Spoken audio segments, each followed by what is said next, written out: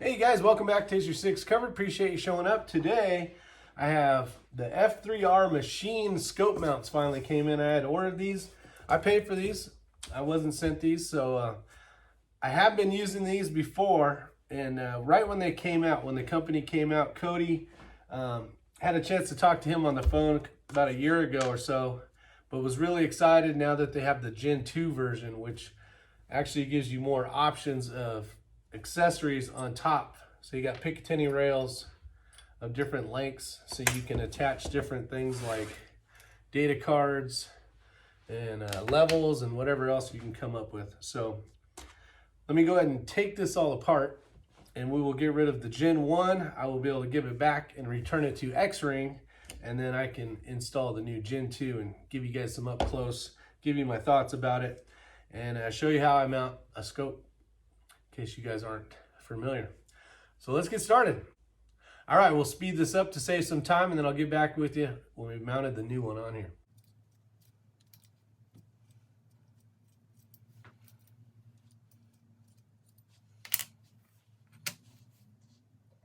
All right, so we took off the old scope mount, and now we're gonna mount the new Gen 2. I'm gonna grab the Borka tool set, and the specifications that it comes with right here on the box says 25 inch-pounds. So we're gonna go ahead and mount this to the rail at 25 inch-pounds.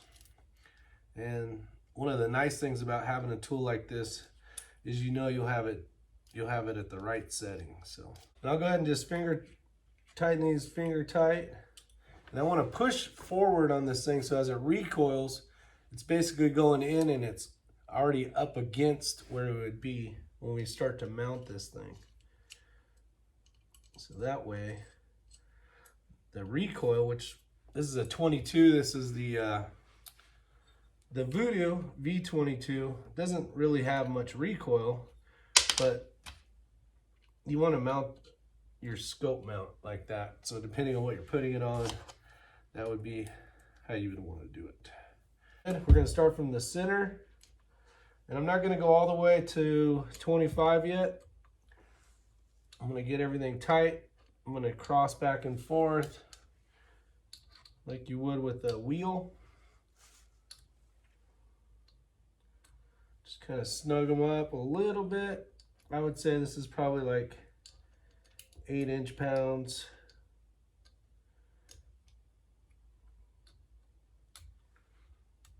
Okay. All right, so now we really need to pay attention. So I'm going to start with the front one. Doesn't really matter, but that was 25. I'll go to the center one here. There's 6 of these, 3 on this side and 3 on this side. So we're going to just keep going, and we're going to chase it.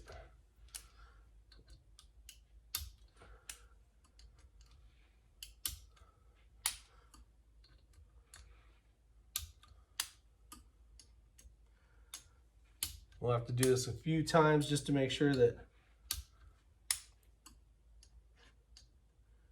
each one of these is torqued to the value of 25 inch-pounds. All right, now that it's 25 pounds, we're going to go ahead and go to 50.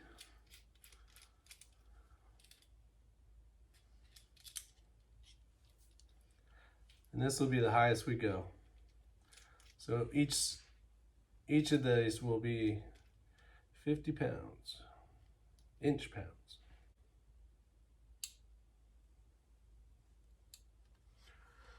Okay, so far it hasn't clicked. Let's go ahead and tighten these up.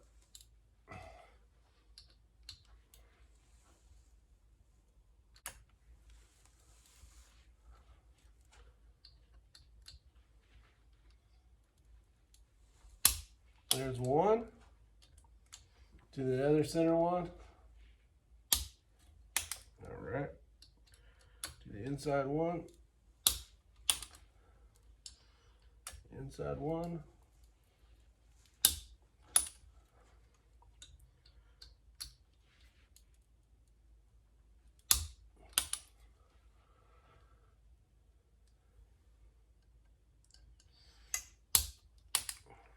this one. All right, do it one more time, starting in the center again.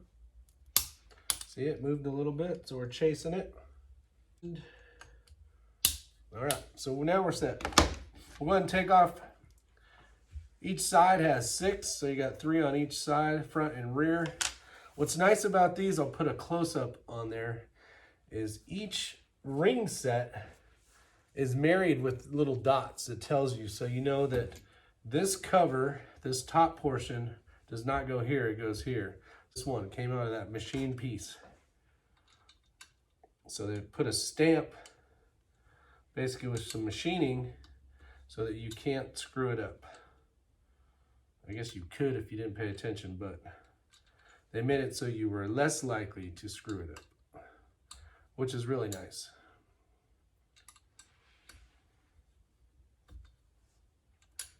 Now, it comes in a few different things.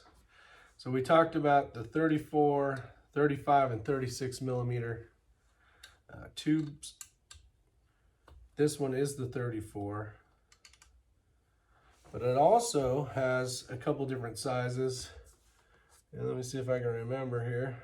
This is the 1.25 inch. They actually make a 1.35 inches and a 1 inch as well.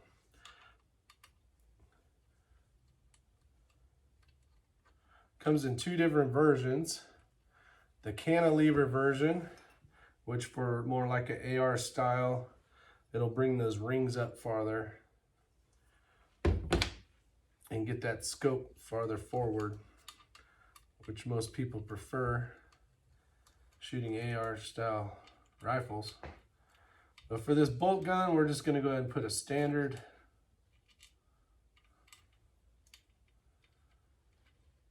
These things are made so nice.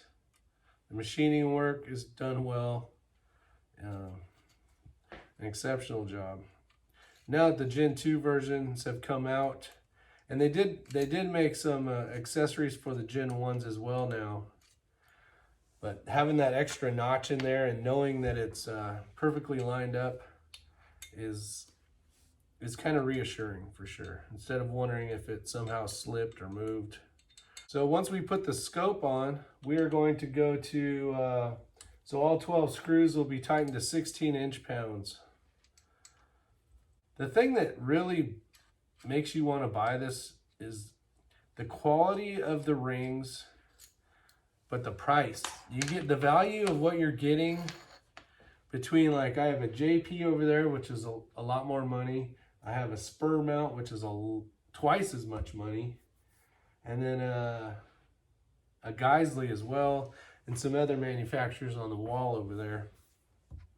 The problem is it's just so expensive.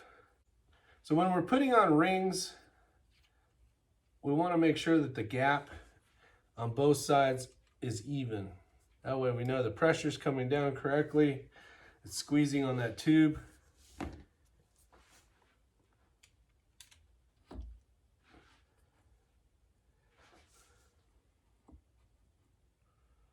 All right, there's the old.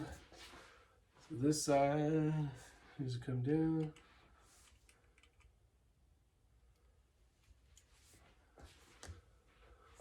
So that one looks like it's on there pretty good. And the marks, 3 on the bottom, 1 on top. We'll just confirm it. And we are good. All right, so I almost got these just finger tight. And now we're going to get ready to torque these to 16 inch-pounds with the Borka tool set.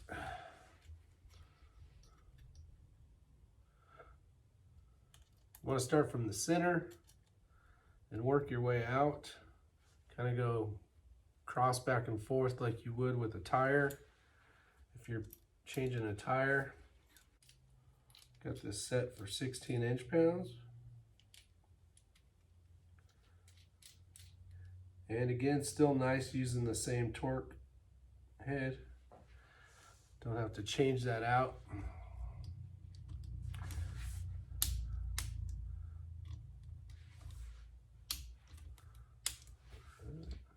Right now I did the center on the rear,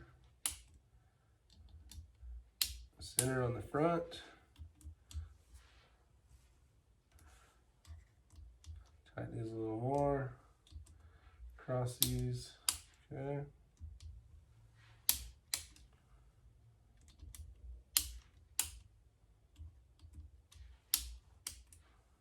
And we'll go ahead and do the same thing here. These two center ones should be good.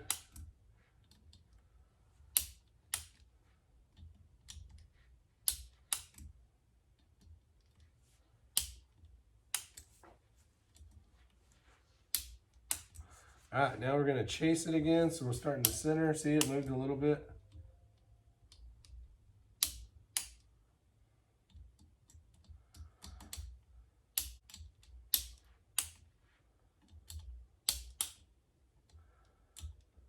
Okay, everything should be good, but I'm going to do it one more time.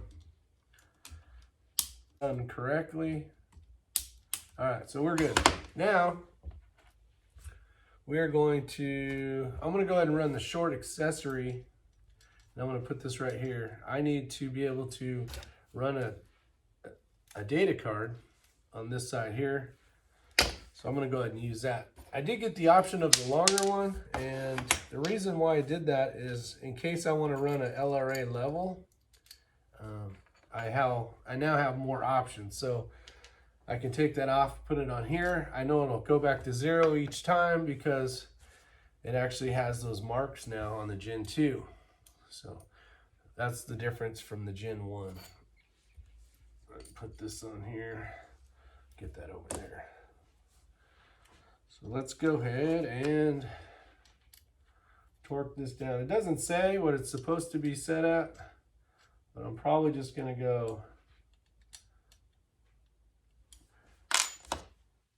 I'm going to start off with the 16 that I'm already using, and depending on how it feels, I might go to 20. Yeah, I'll go a little more.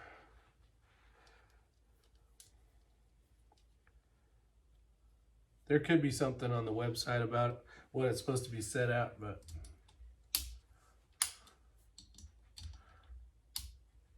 there we go. So we should be good.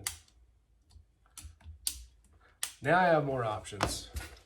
I'm glad that Chris went out and decided to listen to some of the viewers and some of the people that had purchased these. And now there's a lot more options, and we can mount stuff everywhere if we need to. So now we are good. Hope you guys enjoyed that video.